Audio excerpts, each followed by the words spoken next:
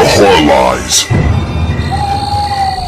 Hey guys, Rob from Georgia here with you, and I'm your Wednesday night host for BodyBags. It's week 304, and I'm doing it from my car. It's been a long night, and I'm not going to edit that mess out, man. Just been working and realized, dang, I haven't done my review yet, so here we go. It's, it's week 304. It's Wednesday, of course, and it's theme week. It's Scarecrow week, and I got for you Scarecrow from 2013, a Sheldon Wilson film. It is a Syfy original, and it's not a bad movie. With Syfy originals, you never know what you're going to get, but it wasn't that bad. Basically, here's the plot, basically.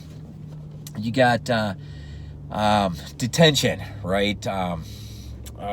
Robin Dunne, I guess. Robin Dunne plays Aaron, and Lacey, is that Chabert or Chabert?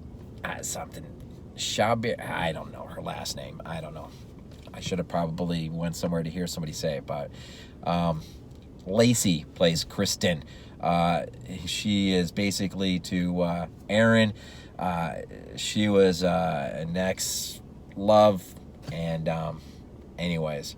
So Aaron's a school teacher, and he's got a bunch of kids he's bringing on detention, and it's an out-of-school thing, and they've been commissioned to basically go out to this abandoned property and retrieve a scarecrow, bring it in town, and for their annual 100th, this happens to be the 100th anniversary, they do the Scarecrow Festival, right?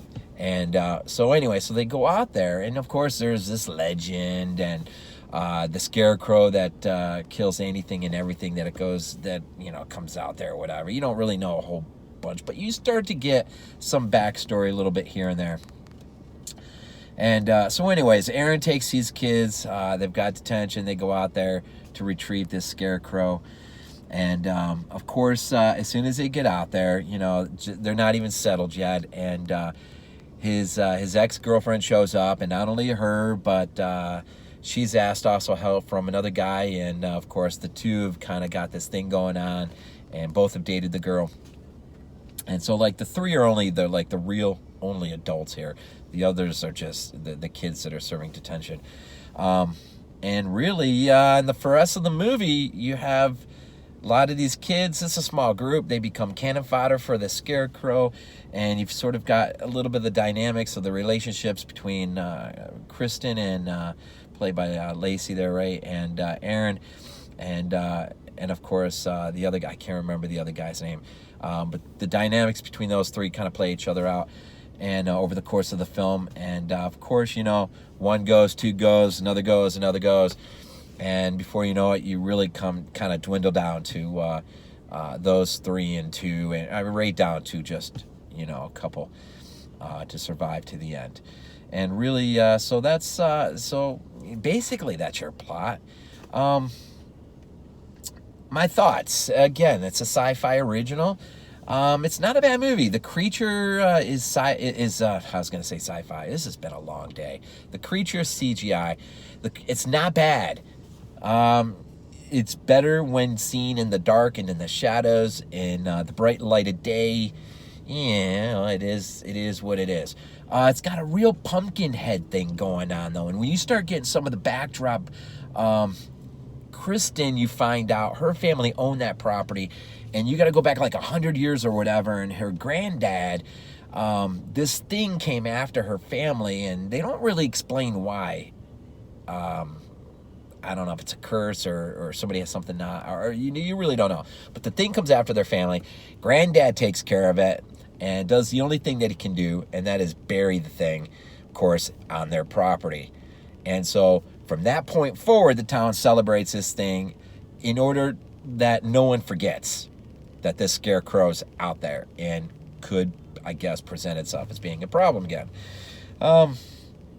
And so you start hearing the backdrop of this information. That ends up actually being some of the best part of the movie, I think, is because you don't get a whole lot of this mythology or whatever, this backdrop.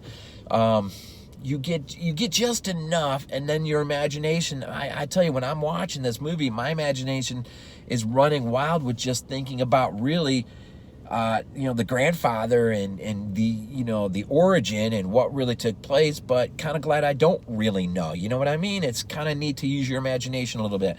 It's kind of like when Sheriff Waddell in the Devil's Rejects gives that great monologue about just the history of the Waddell clan and the Devil Hunters. And, he gives you just enough, and then your imagination runs wild, and you're like, dang, that prequel would be freaking cool. But then again, it probably gets screwed up.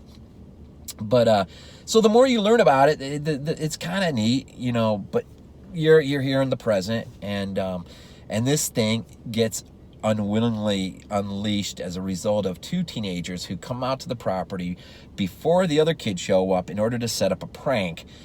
And since they got some time to waste, of course, they go to this barn, they go up in the hayloft to roll around, and one thing leads to another, and of course, they fall through a floor, and as a result of the one girl getting a really bad wound, the blood, I guess, sort of Hellraiser-esque, revives the Scarecrow, and now I said a pumpkin head. Now it's weird.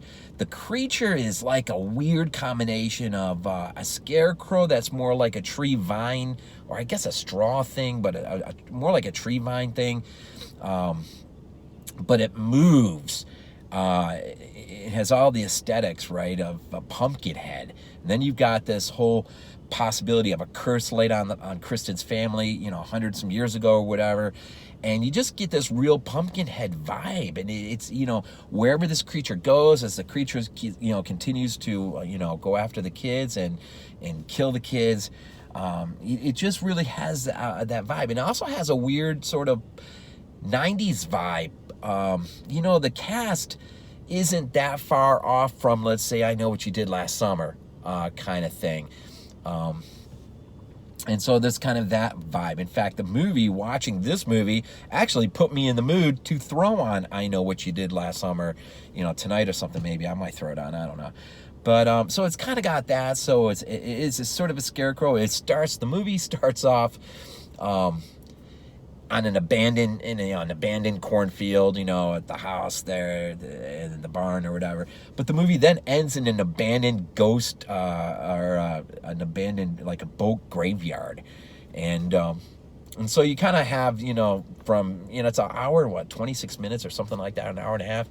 And it feels sort of long at places, but then, I don't know, I'm kind of glad it was an hour and a half. I don't know, people probably think the movie could have been shorter, but it does drag in a few spots. The CGI is a little sketchy in some spots, but it does have a few creepy moments. And the acting, it's Syfy. It's not the greatest. Lacey probably carries the entire, film on her shoulders. She does great. Of course, she's got a history with voiceovers, Justice League, Marvel, Scooby-Doo. I mean, she's just done a ton of stuff. I mean, some movies. So it's definitely, I did not count it as a waste of my time. Not like I thought it potentially could. It wasn't that bad of a movie. Some of the kills, not bad. There's one in particular that could have been, but because it's made for Syfy, the camera immediately pans back or whatever. It has there's the big farm equipment machine chain is thrown in, and the other end is wrapped around the creature. As the creature's being pulled, it grabs on one of the girls, and both of them go right through, and it's like all over the place, right? But you don't really see anything because it's Syfy. So that could have been an insane effect. All you really get is a little bit of the aftermath. So you're not going to get hardly any language. There's definitely no nudity. There's a few things that are said amongst the kids early on and whatnot. That's a little sketchy, but otherwise it's a clean movie. It's just a creature flick, man. It's a creature flick, and it's not that bad. I mean, if you really liked Pumpkinhead and sort of want to throw a scarecrow effect in it, check this out. It's 2013. It's on Prime. You can get it cheap, like $9.99 on Amazon Prime. You can buy the DVD of it. And I'm trying to think if there's anything else. I think I mentioned everything I really liked. I think maybe of this movie I liked the most was the backdrop and just the mythology. They sort of whetted your appetite for a little bit, and it sort of begs, I guess, in a way, it begs more, but in a way, it's kind of like, as much as I would love to see a prequel to Devils or that whole, well, it's going to be a trilogy now, right? That whole film, I would love to see a prequel of the old Wydell clan back in the day when they're just the devil hunters, man. They're going out there and just, just a badass version of John Wayne way back when, But, you just never know what you're going to get in the end. And, so,